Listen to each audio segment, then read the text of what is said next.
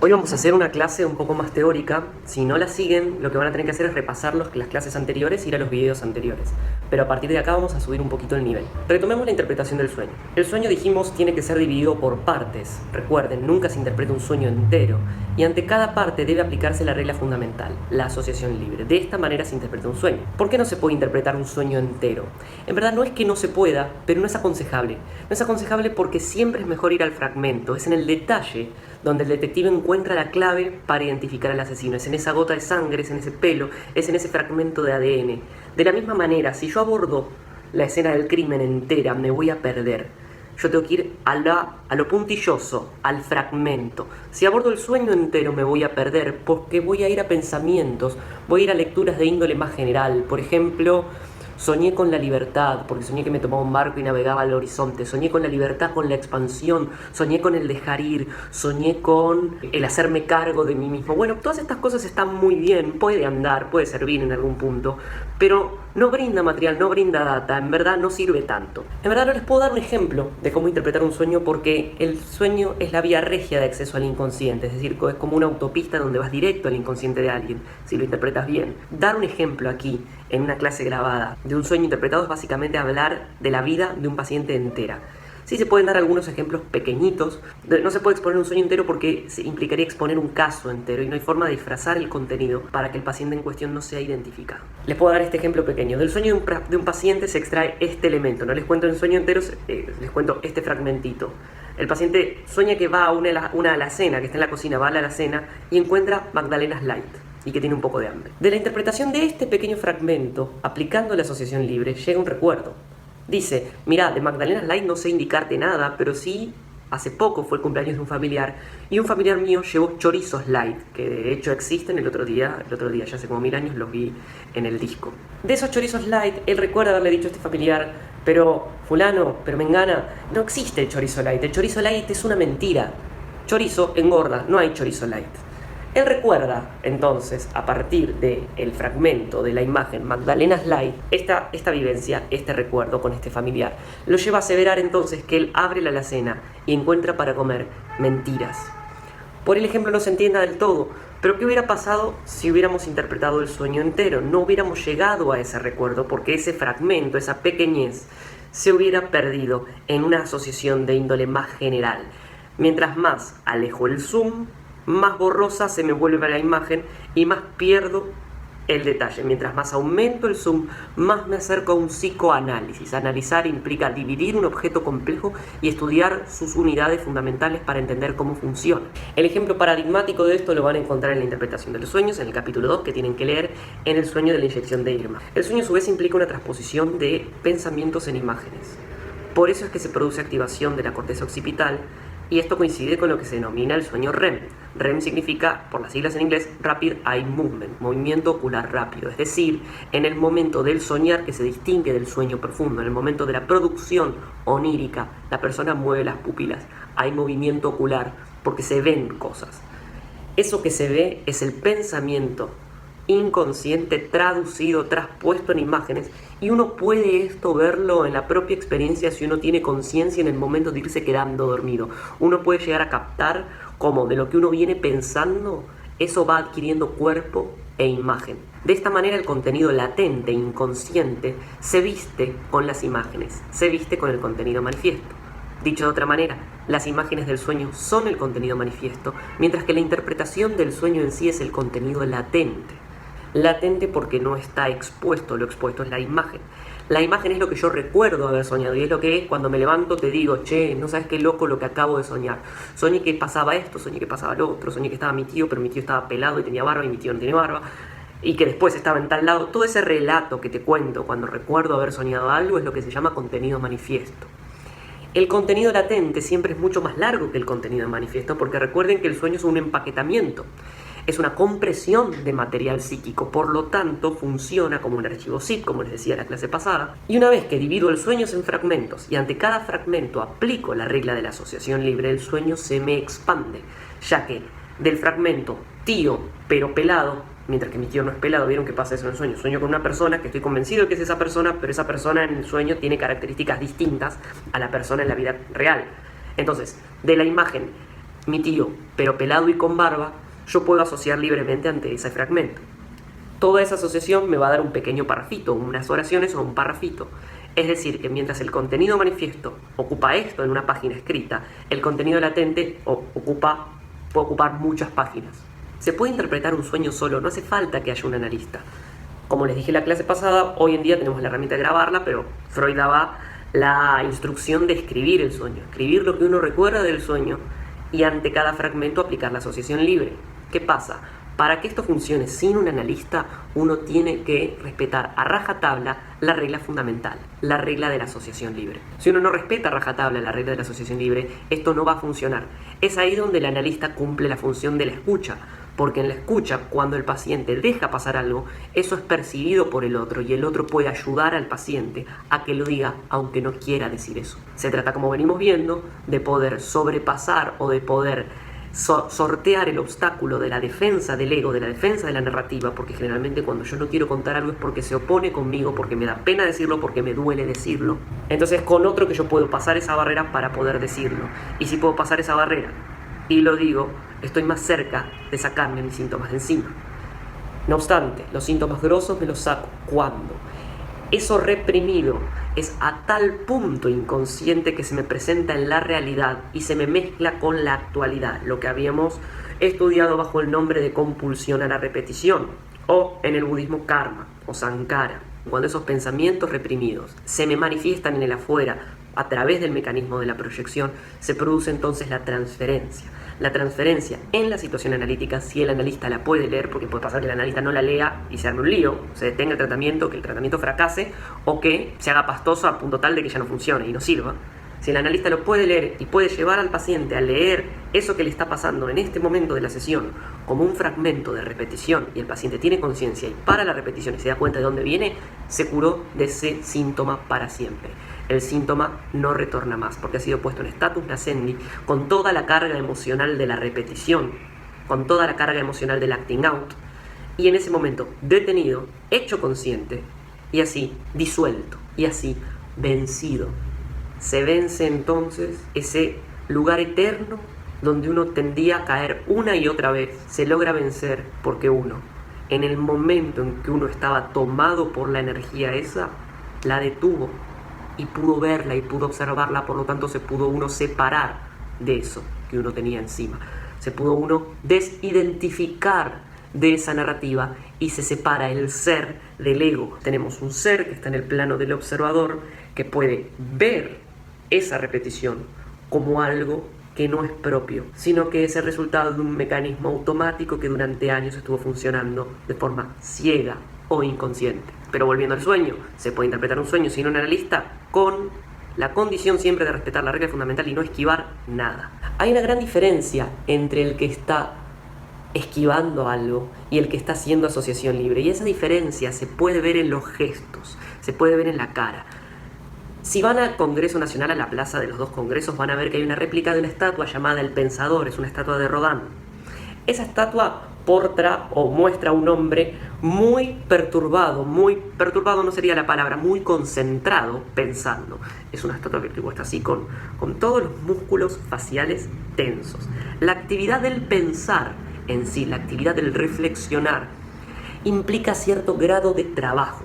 Ese trabajo se ve en quien está tratando de descular la solución de un problema, en quien está tratando de encontrarle la vuelta a algo, en quien está tratando de estudiar, pero quien está haciendo asociación libre, quien está meditando introspectivamente, su único fin, hecho con esfuerzo, es esquivar toda censura. Mejoro la palabra esquivar, es sortear toda censura o es disolver toda censura. Por lo tanto, ¿cómo es el gesto de aquel que asocia libremente? El gesto de aquel que asocia libremente es un gesto más bien de relajación facial. No es esto. Yo estoy así cuando estoy tratando, bueno, porque entonces te debería encontrar. En cambio, si yo estoy tratando de decir todo lo que se me pasa por la cabeza, el gesto de mi rostro es un gesto mucho más de acecho, de vigilancia. A ver, che, se me ocurrió esto, pensé esto otro. Es un gesto que, si se quiere, trata de penetrar más en la cosa.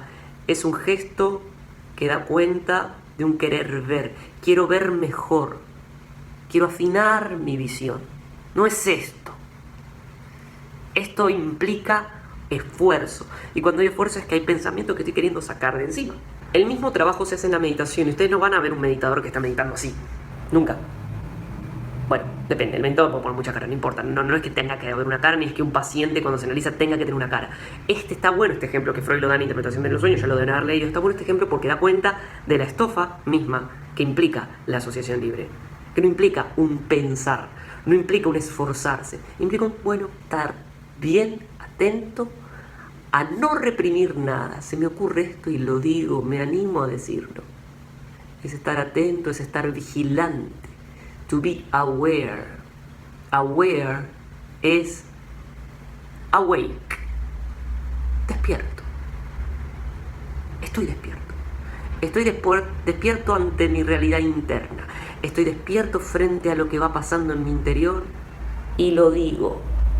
Toda formación del inconsciente entonces es un Substitutum Ersatz en alemán de procesos inconscientes que fueron reprimidos, que fueron suprimidos, que fueron tapados. ¿Por qué fueron tapados? Fueron tapados por intolerables, porque generaron displacer. Y esto nos lleva finalmente a partir de la próxima clase a la metapsicología. La próxima clase va a arrancar con el concepto de pulsión, y el concepto de pulsión es ya entrar directamente en la metafísica del psicoanálisis, que es la metapsicología. Recuerden que hasta ahora estuvimos viendo cuestiones muy ligadas a la experiencia del psicoanálisis, es decir, al tratamiento psicoanalítico, a la clínica psicoanalítica y a la vida cotidiana. A partir de la próxima vamos a ir entrando cada vez más en el hardcore teórico, por eso les decía que hoy vamos a subir un poquito el nivel y vamos a arrancar ya con conceptos abstractos. Los conceptos abstractos es como que en física ahora dejamos de hablar de la descripción de cómo un objeto cae y vamos a empezar a hablar de las fuerzas que implican que ese objeto, que significan que ese objeto cae, la caída de ese objeto. ¿Qué pasa? Esas fuerzas no se ven. Los objetos caen por la fuerza de gravedad, pero yo no veo la fuerza de gravedad en sí. Bien, a partir de la próxima vamos a ponernos a estudiar la fuerza de gravedad. Pero ya no es algo visible. Entiendan que yo tenía que hacer todo este recorrido inicial para que ustedes vean de dónde vienen las cosas para entender de qué estamos hablando. Porque no es tan simple como nombrarles un objeto se cae porque un objeto se cae, sino que tenía que dar cuenta de ciertos conceptos que hacen a la experiencia. El concepto de síntoma, el concepto de formación del inconsciente, de interpretación, de asociación libre, de tratamiento. Nadie va por la calle y se topa con una ley de gravedad. Yo no puedo ir al monte a cazar una ley de gravedad. Mira qué lindo ejemplar de ley de gravedad que traje, porque la ley de gravedad es un constructo teórico. De la misma manera, el concepto de pulsión, el concepto de inconsciente también, obvio, el concepto de todos estos conceptos, los conceptos psicoanalíticos primarios o más importantes, lo que yo suelo llamar el hardcore teórico, son constructos teóricos no observables en la experiencia. Pero antes de abordar los constructos teóricos que van a ser a partir de la próxima, lo que hoy vamos a hacer es meternos con un tema que es el tema del simbolismo. Este método que vimos hasta ahora no es el único método para interpretar el sueño.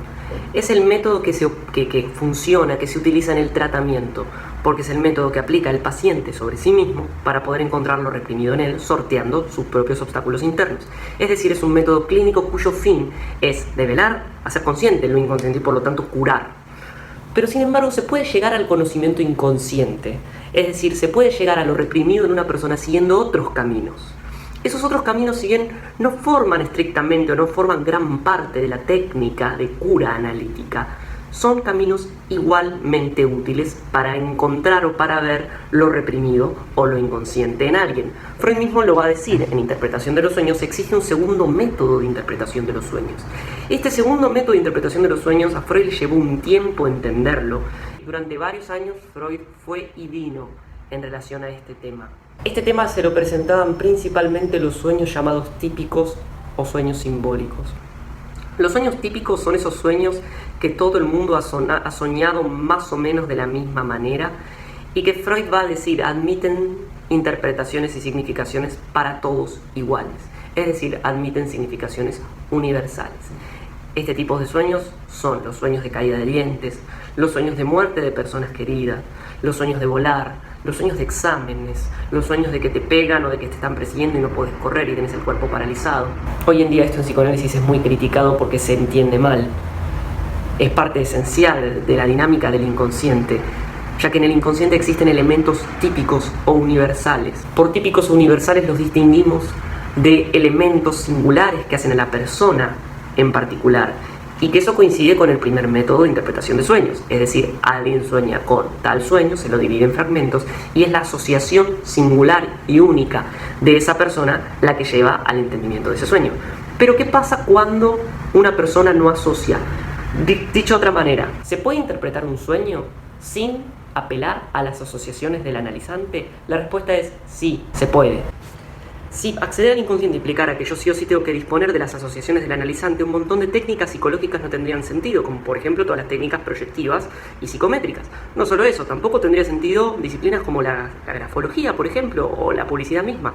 En tanto, implicaría que acceder al inconsciente solo a través de tener el material de las asociaciones que un analizante o una persona realiza. Ahora, el hecho es que yo puedo notar qué hay en el otro sin que el otro asocie. ¿Qué pasa? Las asociaciones del analizante son necesarias en tanto es necesario su trabajo referido a sí mismo. Dicho de otra manera, ningún paciente se va a curar con un test proyectivo, con un test psicométrico o con que le hagan un análisis grafológico. Eso no va a incidir sobre la eliminación o la disolución de un síntoma. Lo único que va a hacer eso es su propio trabajo psíquico con él mismo. En tanto, ahí sí, asocie libremente, trabaje y suelte o sobrepase sus propios obstáculos resistenciales y transferenciales en el trabajo psicoterapéutico o en algún otro tipo de práctica espiritual. Pero esto no implica que no se pueda acceder al conocimiento del inconsciente por otras vías. La terapéutica solo es posible a través de su propio trabajo, pero puedo acceder por otras vías. ¿Cuándo es que puedo interpretar un sueño? Cuando el paciente no asocia. Cuando el trabajo inconsciente que ha dado a luz a ese sueño utiliza elementos simbólicos en la formación de ese material onírico. Los elementos simbólicos son elementos ante los cuales la asociación del analizante por lo general falla o se vuelve oscura e insuficiente. Lo que Freud refiere con los sueños típicos y los sueños simbólicos y esta idea de que haya caracteres universales o constantes que se repiten en el psiquismo de todas las personas no es una contradicción con su propia técnica de tratamiento, sino que es un entramado de conceptos que va ligado al complejo sistema de ideas que sostiene la práctica analítica. Pensemos que si no hubiera elementos constantes no habría cosas que se parecen en nosotros y no se podría hablar, por ejemplo, de complejo de Edipo. Por ejemplo, no se podría hablar de la neurosis como algo del orden social. Es decir, que el inconsciente en sí es un inconsciente social y un autor que va a llevar esto mucho más lejos es Carl Gustav Jung, quien va a hablar incluso de un inconsciente colectivo, llevándolo a planos más hondos del espíritu. Freud no llega a tanto, pero sí va a postular el concepto de símbolo, el concepto de símbolo inconsciente. De hecho, les decía hace un rato que esto a Freud le llevó mucho tiempo de elaboración porque también tuvo serias diferencias con Jung, en algún otro momento lo veremos, pero la realidad es que a Freud le convenía mucho más dejar este tema fuera y quedarse con el método que él ya había presentado que exponer esto. Es en verdad la franqueza de su espíritu científico la que lo lleva a tratar un tema que mejor hubiera dejado adentro de Vergase 19, que es la calle donde estaba su consultorio en Viena. Sin embargo, el simbolismo ocupa en psicoanálisis un lugar muy cercano al concepto psicoanalítico de mito y de herencia arcaica, que son dos términos que les voy a desarrollar ahora. La característica fundamental entonces de los sueños típicos y los sueños simbólicos es que en ambos fallan las asociaciones del analizante o estas se vuelven oscuras e insuficientes. Guarda, porque si uno va a aplicar el primer método de interpretación de los sueños y ante un fragmento del sueño decís, no tengo asociaciones, son oscuras o insuficientes, eso puede ser tranquilamente una resistencia de uno. Pensemos que cuando Freud hablaba de ausencia de asociaciones, estamos hablando de un paciente que iba a análisis 6 veces a la semana y que tenía una hora diaria de trabajo analítico. Es ahí donde podemos comprender o significar esta cuestión de falla de asociaciones. No es que frente a un blanco que yo tenga ante un fragmento de mi sueño, yo ya directamente voy a decir, me falló la asociación, estoy ante un elemento simbólico. Pero lo esencial es que para estos sueños fallan las asociaciones o se vuelven oscuras e insuficientes. Es decir, al paciente no se le ocurre nada respecto del elemento simbólico respecto del sueño entero. Hay una ausencia completa de ideas o los pensamientos que hay son tan difusos y borrosos que no se puede elaborar el contenido latente. Por lo tanto, sueño típico, sueño simbólico y ausencia completa de asociación son términos que van juntos. Y este es un punto central. Otro término con el que se va a emparentar el concepto de sueño típico, sueño simbólico, es con el concepto de teorías sexuales infantiles. Todavía no las vimos y las vamos a ver más adelante. Por lo tanto, cuando vayan al artículo que yo escribí al respecto y que tienen como bibliografía para la clase de hoy, por favor no se enreden tanto con lo que ven que no hablamos, porque lo vamos a ver más adelante cuando hayamos atravesado otra serie de conceptos. Es esencial entender que el simbolismo en sí no pertenece en propiedad al sueño, sino que es una herramienta que el inconsciente tiene. Pero el inconsciente en sentido general es una herramienta del pueblo y más completo que en el sueño, dice Freud, podemos hallar el simbolismo en el folclore, en los mitos, en las sagas, en los giros idiomáticos y en la sabiduría del saber popular. Freud define al símbolo como una comparación más o menos estable o constante entre un elemento y otro. Es decir, aquello que en el sueño es figurado de tal manera generalmente significa esto. Por ejemplo, en algún momento cuando vean teorías técnicas proyectivas van a ver que cuando una persona dibuja en una casa una chimenea es una referencia fálica, mientras que las aperturas como portales, ventanas o todo ingreso a una casa o a un interior significan los agujeros del cuerpo, significan la comunicación del cuerpo entre el afuera y el adentro. Siempre un hogar refiere el interior del cuerpo, mientras que el afuera del hogar significa el exterior del cuerpo. Todos los dibujos o todos los detalles que tengan las puertas o ventanas o aberturas son los agujeros que el cuerpo tiene, esos lugares donde lo exterior se comunica con lo interior. De la misma manera que la azotea hace referencia a la cabeza, por eso es muy común que un paciente diga voy al psicólogo diciendo voy al techista, mientras que las partes más bajas están referidas generalmente a símbolos mucho más terrenales. De la misma manera como el recorrer en un sueño paisajes o bosques es una referencia a los genitales femeninos, por ejemplo. No tengo hoy tiempo y no nos vamos a dedicar hoy a explicarles cada uno de estos símbolos, por qué se producen. Entiendan que estos símbolos están y estos símbolos son esenciales para su formación como grafólogos, ya que la grafología es en sí una técnica proyectiva. No hay manera de que puedan avanzar en su comprensión de la grafología sin entender la función del simbolismo, por eso este tema lo estamos viendo acá. Es esencial también entender que el soñante se sirve del simbolismo sin saberlo. La naturaleza del símbolo implica que no le hace falta al paciente conocer o saber con qué términos se aparea un elemento para que su propio inconsciente lo utilice. Dicho de otra manera, el soñante o el inconsciente disponen de medios de expresión a través de símbolos que no conoce ni reconoce. Les leo una cita de Freud que tengo aquí presente para ilustrarles esta analogía. En relación a esto, Freud dice: esto es tan asombroso como si ustedes descubrieran que la muchacha de servicio entendía el sánscrito, siendo que ustedes saben que nació en una aldea de Bohemia y nunca lo ha aprendido. No es fácil dar cuenta de este hecho, dice Freud, con nuestras concepciones psicológicas. Solo podemos decir que el conocimiento del simbolismo es inconsciente para el soñante, pertenece a su vida mental inconsciente. Pero tampoco con este supuesto nos alcanza. Hasta aquí solo nos habíamos visto forzados a suponer aspiraciones inconscientes de tal índole que nada se sabe de ellas temporaria o permanentemente. Pero ahora se trata de algo más, precisamente de conocimientos inconscientes, de conexiones conceptuales, de comparaciones entre diversos objetos que llevan a que pueda reemplazarse de manera constante uno por el otro.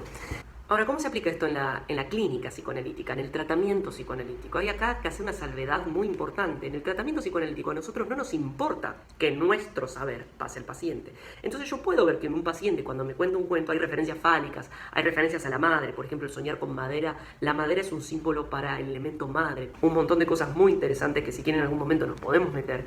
Pero bueno, en fin, un paciente trae estos elementos o me hace un dibujo. Yo le puedo pedir a un paciente, dibujame tal cosa, dibujame una casa, dibujame tu familia. Yo me doy cuenta. ¿Pero qué me sirve que yo me dé cuenta?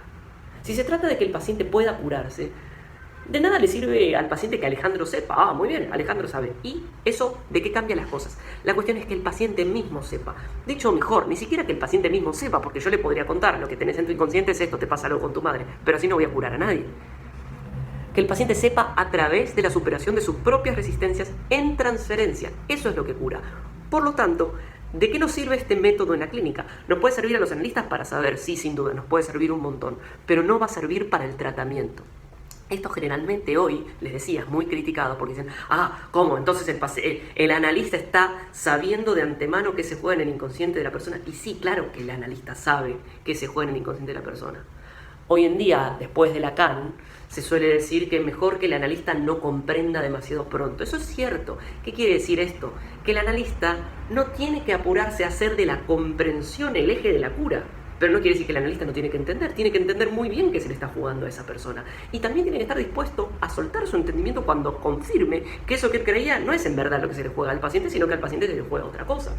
Eso no va a cambiar en nada, porque la lógica de la cura sigue siendo una, la superación de las resistencias por parte del paciente. Ahora, ¿a quiénes les sirve el conocimiento del simbolismo? Les sirve a todos aquellos, profesionales sí o no, por ejemplo a publicistas, que quieren saber del inconsciente, pero que no están con la persona en el momento trabajando con la persona y la persona no está asociando. Es decir, tienen a partir de producciones de la persona, como puede ser la letra, una forma de entender o de ver qué se le está jugando a nivel de su personalidad inconsciente, sin que eso implique un tratamiento psicológico.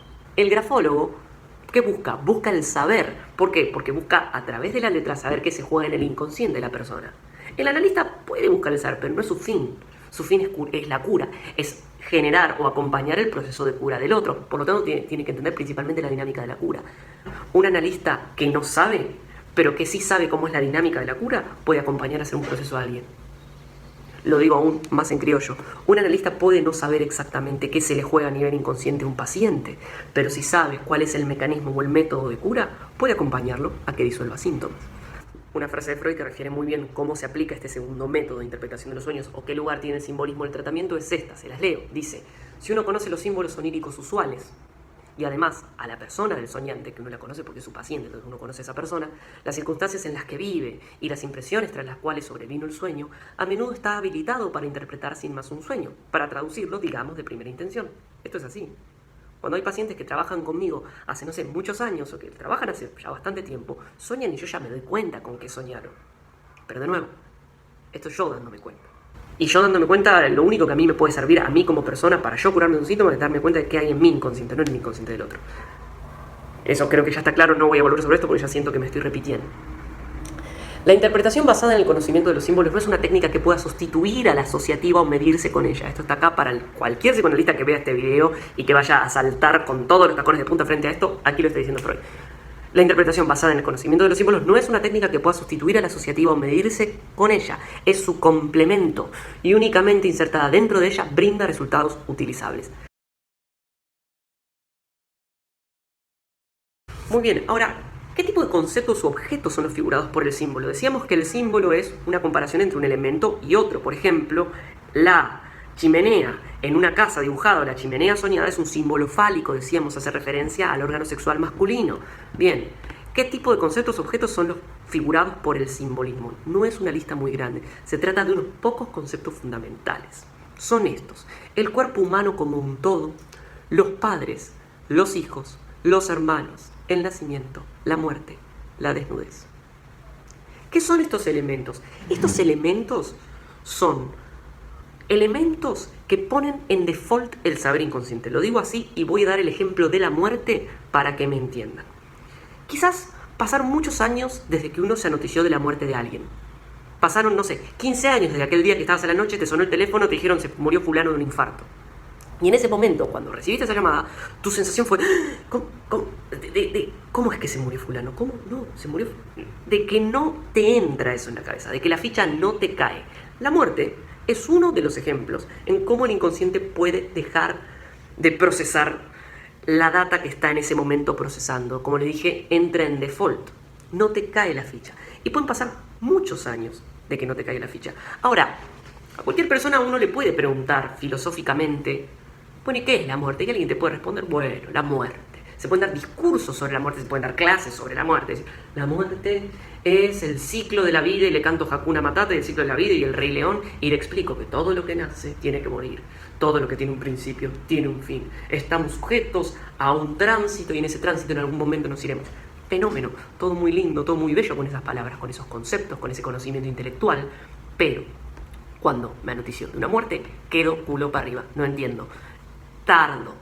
Tengo que hacer lo que se llama un proceso de duelo. Y el proceso de duelo lleva un año aproximadamente, si es que el duelo no deviene patológico. En algún otro momento lo veremos. ¿Por qué lleva un año? Porque se murió una persona y tenés que pasar por todas las fechas significativas para que tu mente de a poco vaya entendiendo que esa persona se murió. Es muy loco esto. ¿Por qué tarda en entrar? Porque eso es uno de los elementos que el representar inconsciente no puede... no me sale la palabra. Cuando la vaca... Vieron que la vaca tiene varios estómagos y va pasando una y otra vez la comida y le vuelve del estómago a la boca y lo sigue masticando. Regurgitar. El inconsciente tiene que elaborar, tiene que masticar y masticar y masticar. Entonces murió fulano, llora la persona, de repente se le pasa el llanto, pasó un mes. Tiene un día que está bien y de repente, ¡pum! Se acuerda de fulano y se acuerda que se murió. Ah, cierto que se murió. ¿Cómo no sabe que se murió? Sí, pero por momentos se olvida. Y llega el día del padre. y llega tal fecha, y llega un cumpleaños, y después la Navidad, y todo así un año tiene que pasar para que la persona en cada una de esas oportunidades inscriba nuevamente la pérdida de esta persona. Pero no solo pasa con la muerte, también pasa con el nacimiento, qué loco. Nacimiento y muerte se parecen mucho. Creo que es una frase de Mark Twain quien dice: no le tengo miedo a la muerte, porque antes de nacer estuve muerto millones de años y no tuve ningún problema en absoluto, así que no le tengo miedo a la muerte. Interesante, ¿no? Porque el nacimiento también se emparenta muchísimo con la muerte, porque es el comienzo. ¿Qué es el nacimiento? Una clase entera se puede dar sobre qué es el nacimiento. El espermatozoide viaja hasta la trompa de falopio donde está el óvulo. El espermatozoide entra en la trompa de falopio, entra en el óvulo. Recuerden que son muchos los espermatozoides que van yendo hacia allá. Después el óvulo empieza su proceso de embrión y cómo eso se va produciendo. Y entonces damos toda una clase de embriología. Bien. Y si un niño te pregunta, que son esas preguntas incómodas generalmente, ¿cómo se hacen los bebés? Que en un momento voy a retomar esto. Uno le puede, si es uno científico, dar toda la explicación científica. Pero ¿saben qué pasa? Nosotros creemos que sabemos qué es la muerte, creemos que sabemos qué es el nacimiento, creemos que sabemos qué es la sexualidad, pero en verdad no sabemos. No sabemos porque damos la clase del nacimiento. Sí, fenómeno. Pero cuando una persona está embarazada, cuando una mujer está embarazada y de repente es madre, vos no entendés qué carajo está pasando. ¿Cómo es que salió una persona de adentro de otra? No te entra en la cabeza, no te cae la ficha. ¿Cómo es que se produjo eso? Te lo explica el ser científico, perfecto. Sin embargo, nunca entendemos del todo. Y no porque somos medios tontos, porque no nos da la cabeza, sino porque nuestro inconsciente no puede procesar ciertos elementos. Es ahí, gente, donde apelamos al mito. Es ahí donde nosotros nos contamos un cuentito.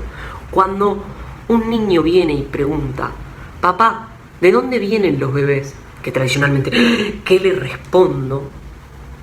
Da lo mismo lo que le respondas, Da lo mismo lo que le respondas, porque el niño va a pensar que le estás tomando el pelo, le digas lo que le digas.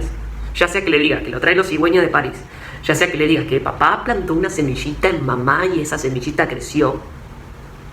O que le expliques, el óvulo llega hacia el espermatozoide, el óvulo llega, miren, en mi inconsciente, el espermatozoide llega al óvulo, se fecunda y así, y le explicas todo el proceso a nivel biológico, igual tu hijo no va a entender, porque ni vos lo entendés, porque lo entendés a nivel consciente, pero no lo entendés a nivel inconsciente.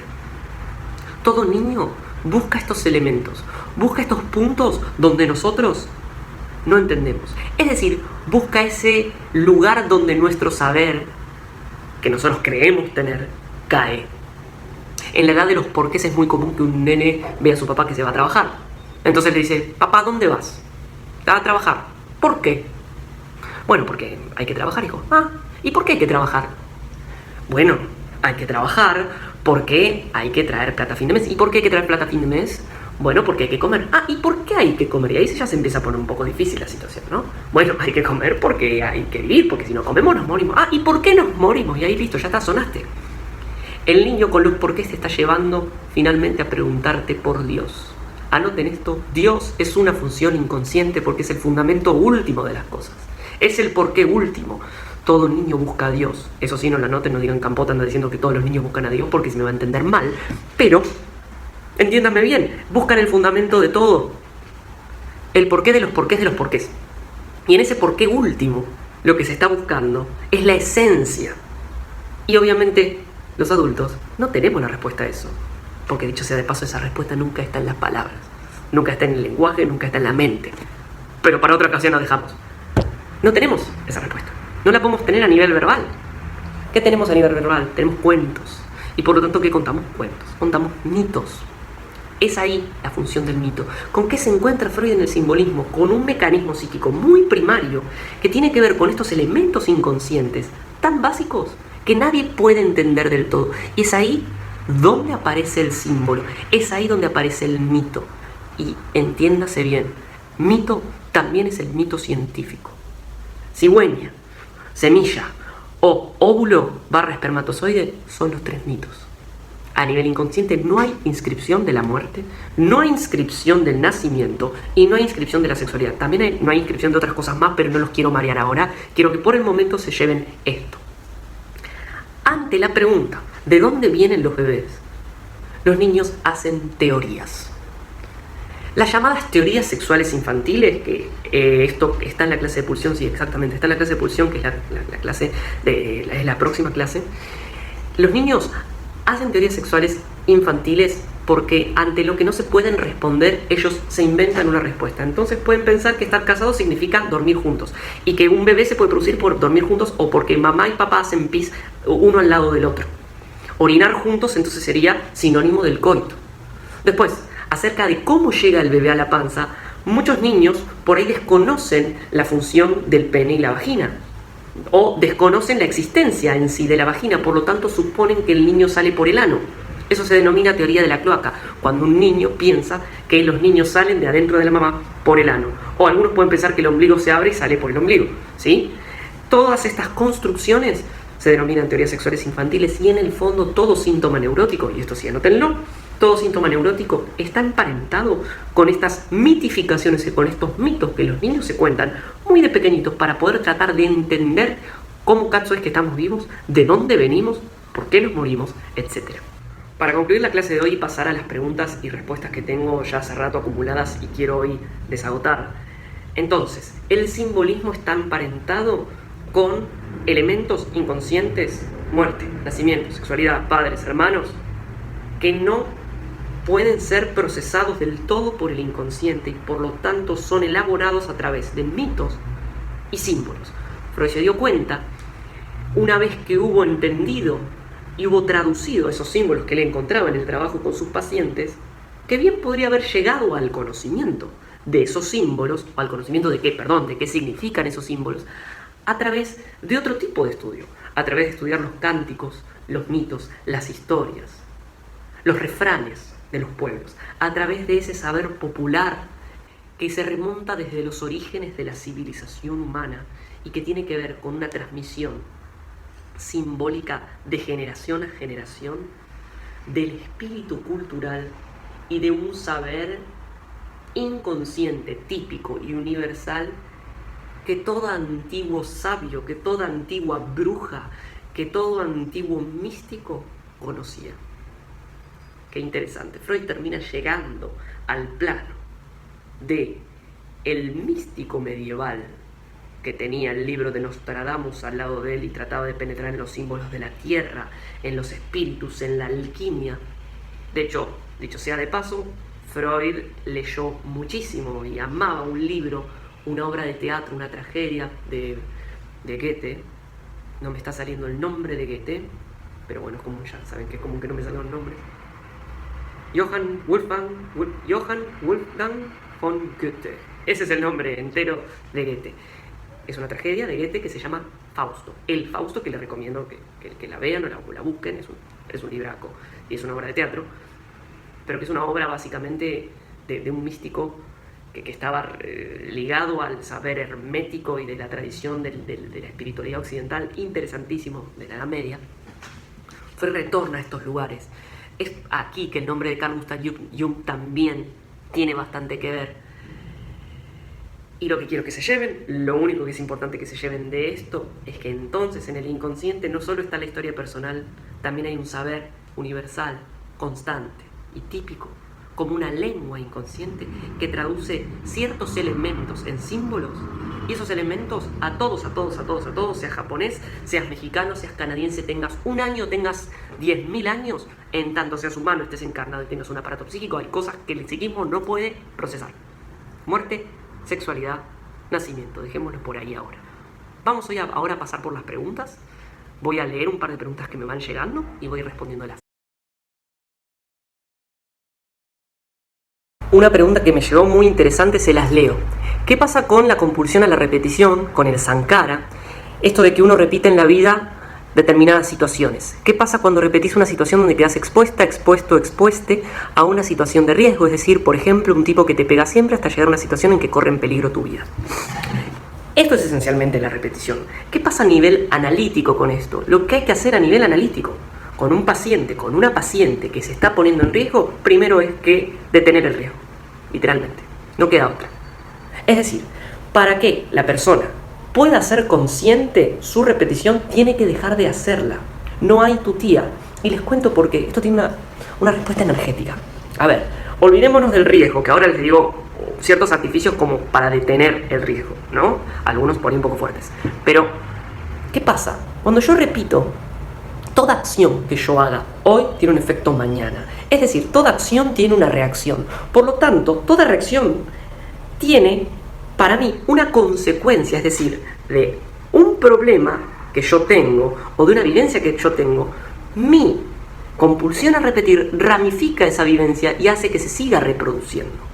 Por lo tanto, un analista acá no puede estar callado, un analista tiene que transpirar la camiseta ante esto y tiene que detener la compulsión en el paciente. ¿Cómo? No queda otra que a través de la sugestión. Uno actúa como mejor pueda. Uno tiene que convencer al paciente, no hagas esto, basta. El paciente, no sé, no puede evitar estoquear a fulana que está ahora con el que alguna vez fue el novio, o no puede dejar de ir a los bares, ponerse en pedo y cagarse a trompadas. Bueno, hay que hacer primero algo con eso. Porque si la repetición sigue viniendo, se sigue ramificando y la capacidad analítica es muy baja, mientras más conciencia tenga la persona, menos repite. Pero para que llegue a tener conciencia tiene que dejar de repetir. Entonces se tiene que apelar un poco a la voluntad de la persona y decirle, no hagas más esto. Y si lo haces, trata de hacerlo menos. Si no puedes evitar hacerlo, bueno, hacelo. Pero con plena conciencia y en menor cantidad. ¿No puede dejar de tomarse el vaso de birra? Bien, que se tome el vaso de birra, pero que se lo tome tan conscientemente, que esté tan prendido, que vaya oliendo cada sorbo, que vaya percibiendo, despierto, vigilante, atento, viendo lo que le pasa en la situación. Si no puede dejar de hacerlo, al menos que lo haga con conciencia. Ahora, ¿qué pasa en las situaciones de riesgo? En las situaciones de riesgo depende del caso y hay que ver cómo uno actúa con ese paciente en particular. A veces con ciertos pacientes es necesario apelar a un recurso muy poderoso que puede servir como que no, pero que solo se puede usar una vez, porque si después lo usas una vez y la cosa no bajó, entonces por ahí el tratamiento se encalle. Que es, a ver, yo recuerdo una paciente hace muchos años, le tuve que decir literalmente que la dejaba de atender si ella se iba a ver con un fulano con el que ya se veía en ese momento. Este fulano le había pegado varias veces, la maltrataba, después obviamente entraban en lo que se llama la etapa de luna de miel. Es así, las relaciones violentas generalmente implican violencia, violencia, violencia, grito, golpe, se alejan y luego vuelven, se aman y tienen relaciones generalmente muy satisfactorias. Es un ciclo que va ligado a ciertos estallidos orgiásticos y cierta activación pulsional muy fuerte. Bueno, esta paciente en determinado momento, este hombre la había citado para verse en una zona de industrias de la zona sur. Yo le dije, mira fulana, si vos vas yo no te atiendo más. No te atiendo más porque yo, soy humano, no quiero ver tu muerte. Por suerte pudimos detenerlo, por suerte no fue. Bueno, cómo fue después ese tratamiento no importa, pero por suerte no fue. Y al no ir, se quedó con las ganas de ir. Pero pude entender, che, ¿por qué a mí me dan ganas de ver un tipo que me hace mal? Y eso devino trabajo analítico. ¿Por qué? Porque, ¿qué hubiera pasado con la energía de la pregunta? Para hacerse la pregunta de verdad, para hacerse una pregunta de verdad hay que tener energía. Che, ¿por qué será que yo siempre me engancho con tipos que me terminan haciendo mal o me terminan pegando? Para hacerse esa pregunta de verdad requiere energía psíquica. Si ella hubiera ido y terminaba cagada a palos, se le seguía activando el ciclo de goce. Terminaba cagada a palos, ella también obviamente le pegaba, se defendía, bla, se distanciaban un rato, después el tipo, perdón, sos el amor de mi vida, bla, y terminaban de nuevo en esta relación cíclica y viciosa. De nuevo, ¿qué se hace con esto? Como analista uno hace lo que mejor pueda, y lo esencial es detener la repetición. Hay repeticiones grosas en la vida, hay repeticiones más pequeñas. Dicho de otra manera, hay sankaras en budismo. Esto es un ejemplo que está en el saber del budismo. Hay 3 tipos de sankaras, dicen. El sankara es lo que genera el karma. Hay algunas repeticiones o sankaras que son como firmar en el agua. Yo firmo y una vez que firmé, se borró lo que acabo de hacer. Por ejemplo, no sé, viene un mosquito, me pica y digo, este mosquito. Y vamos, reacción leve, rápida, me olvido, me rasco y ya está, fue. No me jode más el mosquito. Después tengo reacciones que son medianas, que es como hacer una huella en la arena. Hago la huella en la arena, está durante todo el día en la arena, después subió la marea a la noche y para la noche se fue. Y después hay reacciones muy fuertes que son como profundas incisiones en piedra, que esas tienen efectos para toda la vida. Y acá es donde los budistas dicen que incluso te acompañan durante varias vidas. La conciencia es la única herramienta para detener la repetición y siempre es esencial que la persona pueda, en el momento en que está tentada de tomar el mismo camino de siempre, en el momento en que se le van los ojos por estoquear a tal, en el momento en que tiene unas ganas inmensas de ir al bar porque quiere festejar y ya sabe que va al bar, se pone en pedo y se agarra a trompadas como siempre, en ese momento la conciencia, el ver. La repetición muere con la conciencia, pero para aumentar la conciencia tengo que apelar a la voluntad de la persona para detener la repetición.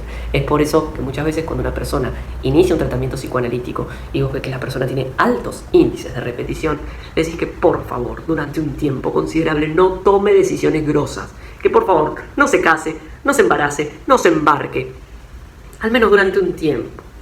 Paso con la pregunta número 2. ¿Por qué nos apresa la repetición? Bueno, viene un poco en concordancia con esta otra. Porque la repetición implica una acción. Esta acción tiene consecuencias en la vida y esas consecuencias nos apresan. Pues, aparentemente, esas consecuencias provienen de afuera, cuando en verdad somos nosotros los artífices de ese suceso. Recuerden que el valor que se le atribuye al azar en la vida de las personas está exageradísimo. No es tanto la función del azar en nuestra vida. Lo que vivimos en una parte está causado por lo contingente, desde luego, pero en una gran parte está causado por nuestra repetición. Esto nos introduce con la idea el concepto alemán de Schicksal en Freud, que es el concepto de destino. Freud incluso habla de neurosis de destino. Lo que pasa es que nosotros reprimimos la consecuencia entre la causa y su efecto. ¿Cómo? Yo como. Después me siento mal, pero yo no quiero pensar que es que me siento mal porque comí. No quiero pensar que es por mí, por lo que yo decidí en el pasado que ahora me siento mal. La función aquí de la crianza y en específico de cómo los padres van introduciendo las consecuencias en los hijos, que luego veremos en psicoanálisis le llamamos la introducción de la ley, es esencial porque cuando, no sé, a un nene vos le tenés que decir, te comes 3 galletitas porque si no, se come el paquete entero. Después está vomitando, se siente mal. El niño, o los neuróticos, no quieren ver que porque se comieron las galletitas después se sienten mal. Quieren comerse las galletitas y no pagar ninguna consecuencia. O jugás 1 hora a la Play, 1 hora a la tablet, porque si no, el niño te juega 40 horas a la Play y después parece el niño del exorcista que se da vueltas así la cabeza y va corriendo por las paredes. No se duerme nunca más. La ley introduce, vos haces esto, tu causa va a ser esta otra. No porque alguien te castigue. No es un castigo, es castigo mismo lo que vos te haces a vos cuando haces algo mal. Así, ejemplo breve. Yo era un gran fumador, cada tanto a veces fumo tabaco, pero un gran fumador y me fumaba la marca Camel, me fumaba 20 puchos por día. Yo no entiendo cómo hacía para sentirme mal todos los días, porque alguien que fuma esa cantidad vive sintiéndose mal. Yo vivía sintiéndome mal.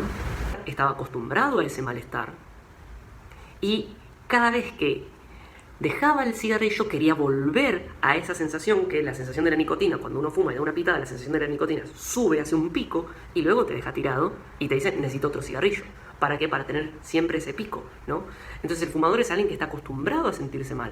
Ahora, ¿cómo un fumador puede vivir sintiéndose mal? Justamente porque entre el fumar y el sentirse mal no hay una conexión, no está el link. Si uno lleva conciencia a eso, no puede después hacer determinada acción. Es decir, no es fumador el que quiere, es fumador el que puede tolerarlo. No es obeso el que quiere, es obeso el que puede tolerar sentirse mal todo el tiempo. Recordémoslo, estas cosas duelen. Bueno, 2 preguntas más. Una de las preguntas que me llega es, ¿qué sería el inconsciente no reprimido? Recuerden que vimos que todo lo reprimido es inconsciente, más no todo lo inconsciente es por ser lo reprimido. Muy buena pregunta. A partir de la clase de hoy ya se puede responder esto. El inconsciente no reprimido son todos esos elementos inconscientes que nunca llegan a la conciencia porque no se pueden elaborar. Por ejemplo, muerte, sexualidad y nacimiento. Por ejemplo, toda una serie de impresiones sensoriales que uno tiene en la primera infancia que uno nunca llega a ser consciente. Y te puede pasar, por ejemplo, que olés un perfume de repente y te transporta a un lugar y no puedes decir bien cuál es ese lugar. Porque son impresiones que existen desde hace mucho tiempo, incluso desde antes que hablaras, y que nunca, estrictamente hablando, fueron conscientes. Ahora, yo solo puedo reprimir lo que fue consciente. No puedo reprimir lo que nunca lo fue. Pensemos que gran parte de nuestro ser, de nuestra existencia, es inconsciente. Y la conciencia solo es un pequeño fragmento de eso. Por lo tanto, ¿qué es el contenido inconsciente no reprimido? Básicamente, el 90% del ser de uno.